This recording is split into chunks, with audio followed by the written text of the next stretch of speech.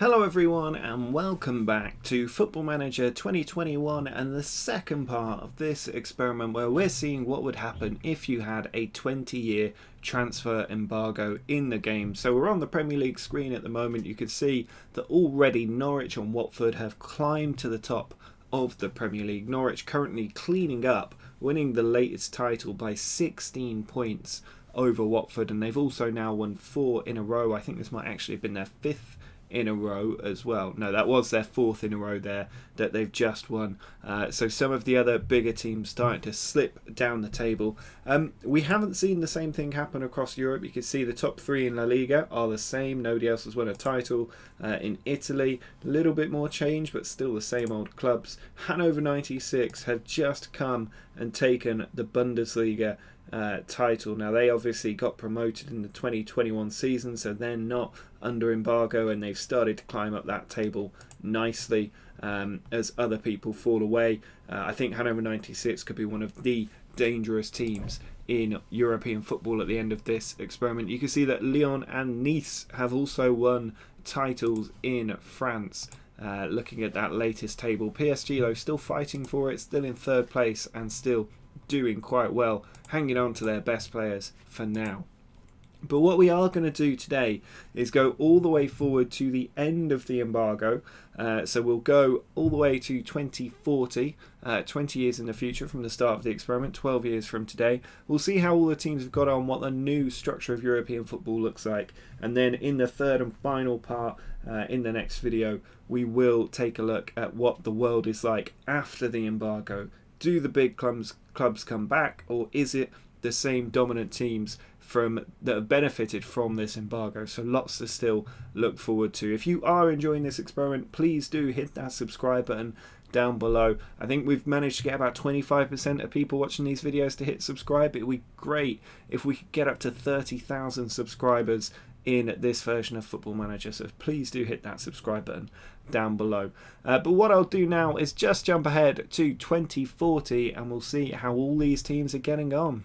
So following that last season in the Premier League, you can see the following year Norwich once again winning the Premier League title. 100 points this time, 15 points clear of Watford. They really have become totally dominant at the top. Watford starting to close that gap down, but look at Chelsea hanging on up there. Leicester and Everton both getting relegated, and also some of the other big teams just like Man City slipping out of the European places. The following season Norwich again taking the title, just 2 points now that lead over Watford. Chelsea the best of the rest. Man City and Spurs and Liverpool all in the bottom half of the table. The following year Spurs just avoiding relegation by 2 points, but Liverpool bounced back to 4th place as Norwich take another title. The year after that we have a brand new top 4, Norwich, Watford, Bristol and Bournemouth. Bournemouth doing well, benefiting from that relegation just before the embargo came in. And you can see Manchester City getting relegated down into the Championship 7 years before the end of the embargo as well, so that could get much worse for them. Spurs again surviving by the skin of their teeth. But the following year we have a change in league leader. It's Watford that take the title, and Spurs also fail to avoid the drop this time, eventually going down. But the other big teams holding up reasonably well in the top half of the table. The following year City did manage to get promoted, but also managed to hang on to their league status, just 2 points ahead of Rotherham. Watford with another title in the bag. The following year Watford again winning the title. Liverpool and United showing surprising resilience, hanging on at the top there. The following year, once more Watford taking it, but Man City relegated again. We also haven't seen Spurs come back yet, so we'll need to check on where they end up at the end of this. But we're getting closer to the modern day. Watford again taking a title. I mean, there's not a lot of variation in this title. If anything, we've made the winner of the Premier League even more kind of predictable with this experiment. But you can see Chelsea down in 8th as well. The following year, nearly at the end of the embargo, Watford again just pipping Notts Forest to the title, but all the big teams slipping down. And then finally in the most recent season you can see, I'm just checking, did I accidentally skip through one? Maybe I did, but anyway, 1 point. I mean, look how close that is, 2 points across the top 4, but Watford taking the title again in the most recent season. The previous year a little bit closer at the top. but very, very close at the end of this embargo. But somehow Manchester United, who do have a fairly famous youth academy to be fair, have finished in 5th place despite all these other teams having all the Premier League cash absolutely sloshing in. Chelsea just avoiding relegation in the final season of this embargo. So that's going to be an interesting one. If we look at these clubs though, Watford now, how many titles is that? Like 6 titles in a row, maybe 7? And when you look at their squad, there's a lot of big players in there, all foreign of course, being signed because they can pick up anyone they want. It'd be quite hard for them to recruit good English players because no team's going to let them leave when all they can do is pump money into wages. But this is a really strong squad that Watford have pulled together. The other surprise team, of course, if I can go back, were Manchester United, who managed to hold on to their status, just bouncing up and down in the top half. And their senior squad is not bad. I mean, look at these. They've got players worth 80, 60, 50 million. They've got loads worth over 50 million in the club who they've brought through the academy and are still there now. Dori Askew, another one, been there the whole time. Still there now. Craig Doyle as well, been there. Their Wonder Kid class doing extremely well, but there's not a lot of strength and depth. They're really hoping that they keep these players fit and healthy, but finishing in 5th place, nearly getting back in the Champions League. Norwich as well had that fantastic run. They weren't able to sustain their dominance. They've had Daniel Farke in charge for quite a while now, and a lot of players worth 50 mil. You compare that to the Manchester United squad, you can see the difference in strength that they've got. Other teams nearly getting relegated. Chelsea very nearly going down, and you can see they've got a small squad, quite a few players worth quite a bit. The England team seems absolutely stacked with players of value right now because of this experiment, but otherwise Arsenal down there as well. Ole Gunnar Solskjaer in charge. Actually not a badly balanced squad, that. Lots of English players in there. I mean, there are so many good English players now. It's going to be really interesting to see what's happened on the international scene and whether England have benefited from this, or whether it's remained fairly consistent across Europe. But if we drop down into the Championship and just have a look at how this league season has gone, you can see going down lots more Premier League teams in here now. Leeds are in there, West Ham, Spurs in 13th place, but Man City have just been relegated down to League One. That is, what a decline that is, from being title challengers all the way down, getting relegated, coming back up, getting relegated again, and now being relegated down to the 3rd tier of English football. They're still rich in finances. They've got everything else going on. I'm wondering if they're still owned by the same people. They're not. Change of ownership. They don't actually have a listed owner now, so they must be a limited company, public limited company maybe. But they've got Carlos Gonçalves as their owner. That's going to be really interesting. Shiki Bergestein's still there, but otherwise not great. I do wonder, I mean, they've got a lot of money going out of the club because of those relegations. Finances wise, huge pot of cash. That's over £1 billion in cash ready to blow. Transfer budget, £500 million transfer budget. I don't think they'll be in League One for long. I can say that quite confidently. But that's a big shock, isn't it? Manchester City getting relegated all the way down to League One. If we have a look in League One and just make sure that we don't have any Premier League shocks down here, can't really see any. So it doesn't look like anybody else has hit League One. League Two. Wolves in 20th place in League 2, and you can see Brighton and Burnley both getting relegated as well by quite a big margin. Look at that, 26 points off safety. That's enormous. Do we have the National League in? We do. Let's have a look. Anybody in the National League? Everton, 19th in the National League, and Sheffield United have just been relegated down into the Vanarama National League North, I would imagine that is. So these Premier League teams dropping heavy right now. Newcastle in the Vanarama National League North. They have gone down to 12th in the Vanarama National League North. And that's really, really funny. I'm going to have to check if anybody else... I'm just looking at the relegated section here to see if any Premier League teams did drop out of league football. Newcastle seem to be the worst so far. Nobody would have gone that early.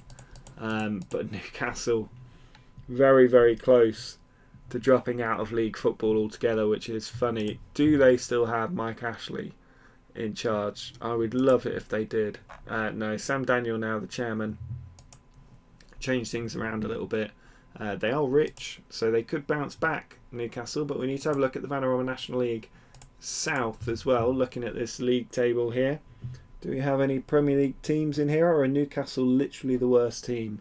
Looks like Newcastle are just the worst Premier League team. Just check. Nobody got relegated, and it looks like they didn't. So there you have it. Newcastle officially the worst Premier League team in terms of developing their own players as a football club. That's really poor that Newcastle very nearly got relegated out of the Football League. Well, they are out of the Football League, aren't they? But nearly got relegated out of the game. That is extremely embarrassing that that's happened. If we just have a quick look at the transfers, there's not an awful lot of information in here, because obviously we don't know who any of these players really are. And we don't want the video to go on for 4 hours as I start to look at each individual player. But you can see where the money's going, and it's going. Some of it is going abroad, but most of it's players going to the big teams. Watford spending a lot. Interestingly, Scottish teams appearing in this list. I'm curious to see if they've done well in their own league. They're not in the top 8 divisions, so it makes me think they haven't quite. But if we have a look at La Liga next, remember this was still dominated by the clubs you expected when we left off. Barcelona taking the title, but then the very next season Espanyol come in and they take the title by 13 points. Sevilla getting relegated, retain the title the next year, but the next 3 teams are the traditional ones.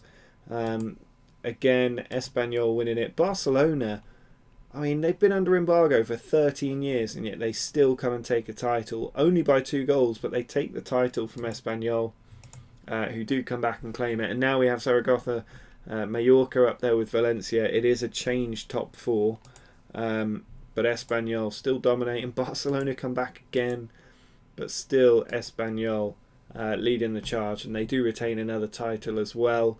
Real Madrid down in 7th, but Espanyol, the big dogs of Spanish football now with many consecutive titles. I think they're going to struggle to hang on to that label, though. They've got a lot of really good players in there. They're not under embargo as well, are they? I don't think so. No, they're not. That's why they've won all those trophies. Barcelona, though, have done extremely well. Obviously have the most famous youth academy in world football, and they've got a decent team here. It's not as good as some of the Premier League teams we saw, but it is a decent team, and they've done so well to hang on to their position at the top. They see they've still got Ansu Fati at the club. He's gone nowhere. They also probably will never let him retire. I don't know how old Ansu Fati is now. He's 37, and they're still forcing him to play. But Barcelona, very much the dominant team there in the kind of former old guard. Espanyol, though, now the kings of Spanish football. If we drop down to the Bundesliga and just track the people that have been winning this title since we left off last time. Hannover 96, I'm expecting to be very dominant. 2 points there between the top 3. As Bayern Munich come back, they win it again and again and again. Bayern Munich, how are they doing this? Another title for Bayern Munich, and finally Hannover 96 come back. And then they begin their period of dominance. You can see Bayern Munich there nearly getting relegated down in 14th place. They come back a little bit as Hannover 96 keep winning title after title. The most recent season there, they take it again. Borussia Dortmund in 2nd, though. I don't know how they're doing so well, but they are. They do have quite a famous academy, to be fair, but it's not a strong team. They're quite top-heavy on the valuation front. Bayern Munich, if we just have a look at how they're getting on, then we can see, I mean, that big drop when they nearly got relegated is very funny, but they don't have too many great players in there, to be fair. They've got this guy, Kosovo, Jetmir Bardi, been at the club since his academy days. Valentin Gunter, their other big name player, been around for a while, very good average ratings. So the Bayern Munich team doing well to stay in the Bundesliga, but Borussia Dortmund, the real success story. They've always been in and around the top. Look, they've never dropped out of it, and they've got Zinedine Zidane in charge now. So Borussia Dortmund, a very big surprise package there. In Italy, Atalanta winning everything. What is that about?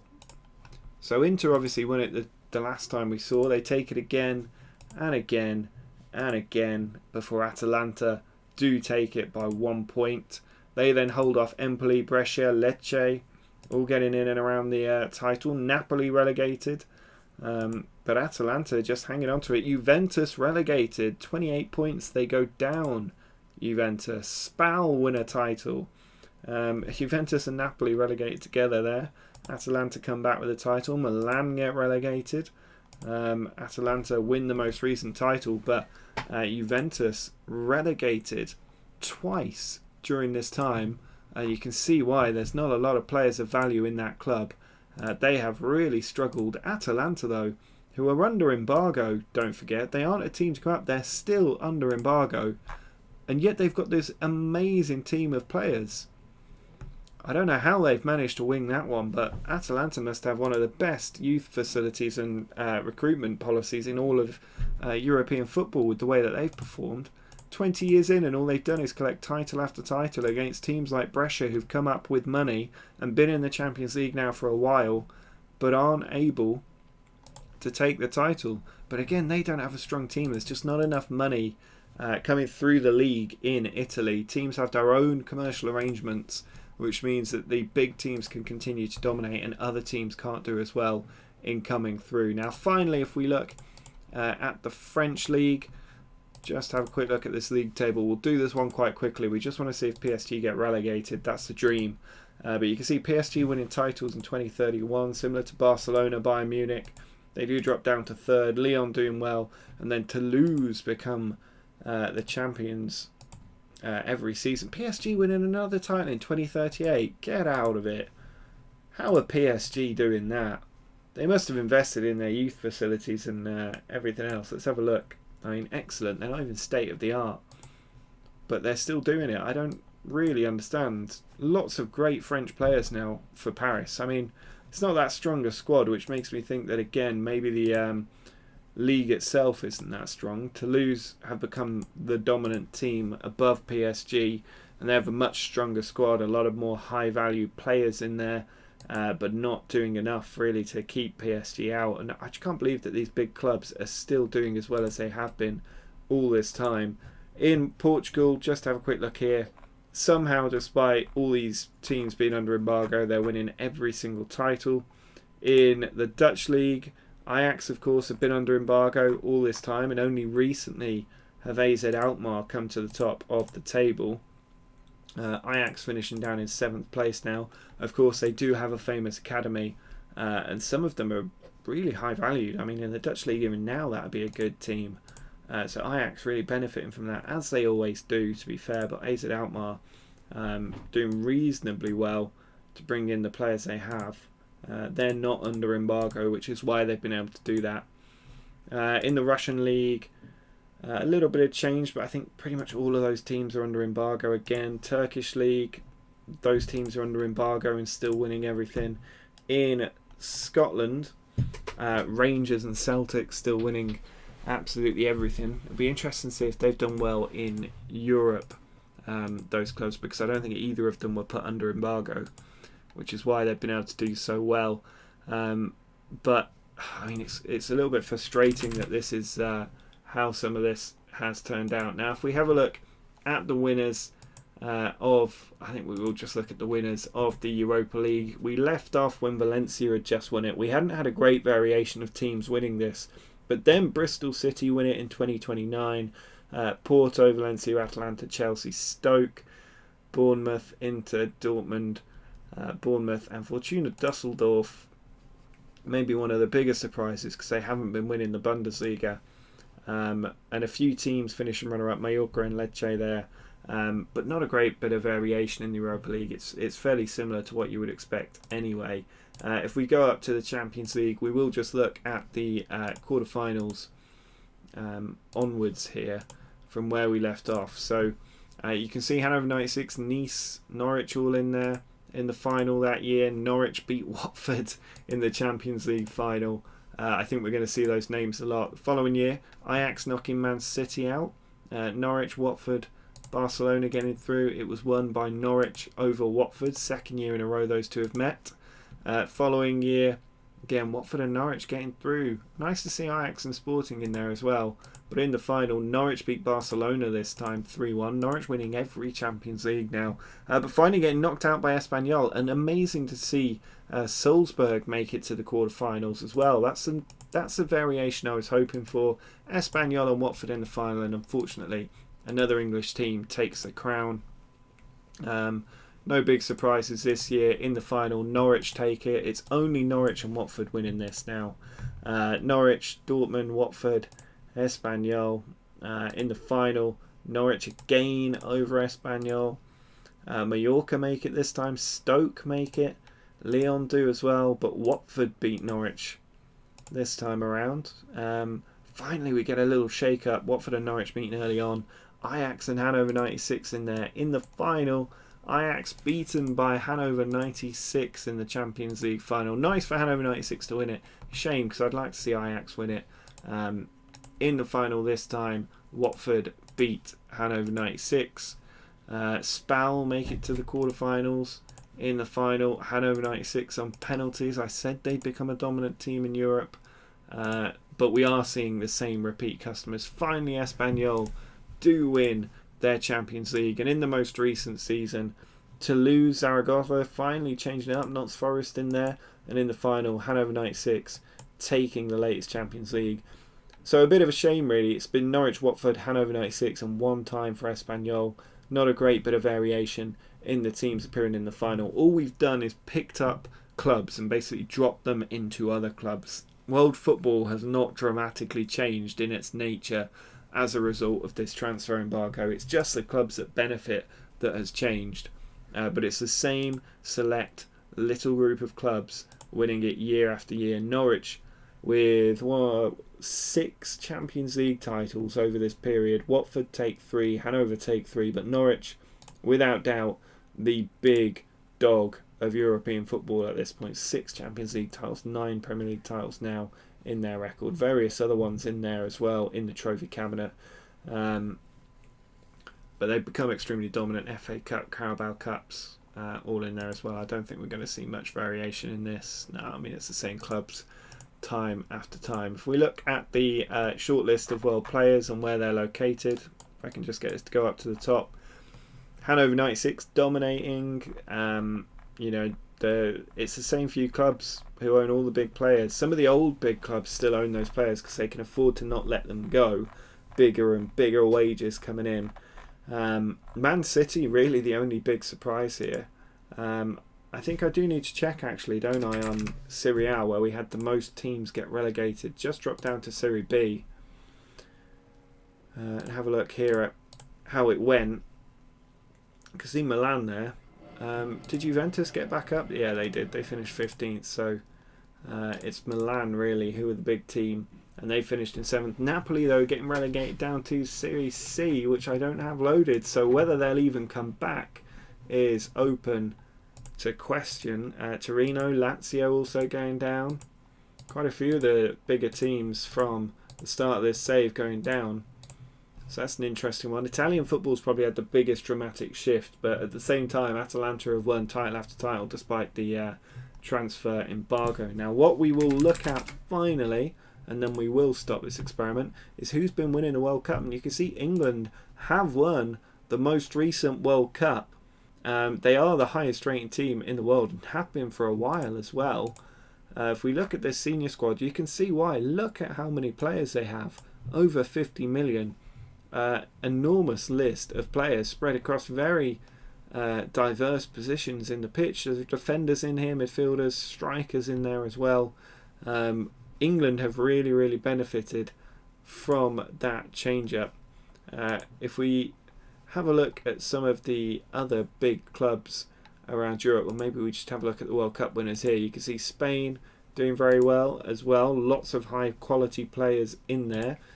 So you could argue that if we look at the world rankings here, England, Portugal, Spain and France all had embargoes. Germany in 7th, Italy in 8th, Holland in 9th. The embargo countries seem to have done very, very well out of this.